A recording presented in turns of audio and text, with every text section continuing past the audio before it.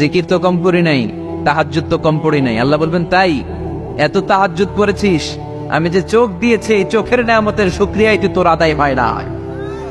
আল্লাহ বললেন এই যে একটা চোখ দিয়েছি, এই চোখের নেয়ামতের শুকরিয়াই তো আদায় হয় না। তুই আমার সাথে হিসাব করলি? ওকে ওকে, লেটস মেক এ ক্যালকুলেশন, চল একটা হিসাব করি। তোর 100 বছরের ইবাদত এক পাল্লা রেখে দিলাম, আর আমি দয়া করে মায়া করে পৃথিবীর নাজ নেয়ামতের সৌন্দর্য দেখার জন্য যে তোকে চোখ দিয়েছি, 2টা চোখ নয়, একটা চোখ আরেক পাল্লা রেখে দিলাম। ওজন দেওয়ার পর দেখা যাবে মুহূর্তের মধ্যে চোখের পাল্লাটা ভারী হয়ে গেছে।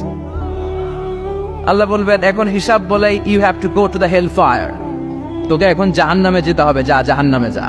এবার আল্লাহর ওলি বলবে আল্লাহ মাফ চাই, দোয়াও চাই, জাহান্নামে যেতে পারবো না, আল্লাহ তুমি আমারে মাফ করে দাও। আল্লাহ বলবেন now you are on the right track, এখন তুমি লাইনে আসছো মিয়া, এতক্ষণ বেলাইনে কথা বলতেছিল। আমার দয়া, আমার রহমত, আমার ভালোবাসা ছাড়া কোশ্চিন কালেও কেউ জান্নাতে ঢুকতে পারবে। আল্লাহ তখন তারে বলবেন উদখুলুল জান্নাতা বিরাহমাতি, go to the paradise with my mercy, আমার দয়ায় এখন তুমি জান্নাতে ঢুকে যাও। চিল্লায় পড়ে সুবহানাল্লাহ।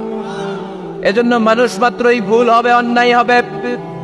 ভুল করা, পাপ করা, অন্যায় করা এটা দোষের কিছু না, কিন্তু পাপের উপর স্থায়ী থাকা হলো দোষের, ঠিক কিনা?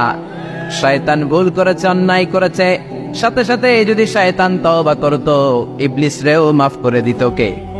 কিন্তু সে মাফ চায় নাই, সে চাঁদ আর ইনসান, এই দুয়ের মধ্যে মৌলিক পার্থক্য হচ্ছে এটা। শয়তান পাপ করে পাপের উপর স্থির থাকে, আর আমরা পাপ করে মাফ চাই কার কাছে? আমাদের জন্য মাফ চাওয়ার দরজা খোলা আছে না নাই? সকালে গুনাহ করছি, দুপুরে মাফ করে দিবে কে?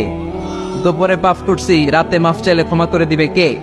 24/7 সব সময় এই মাফ চাওয়ার দরজাটা খোলা আছে না নাই?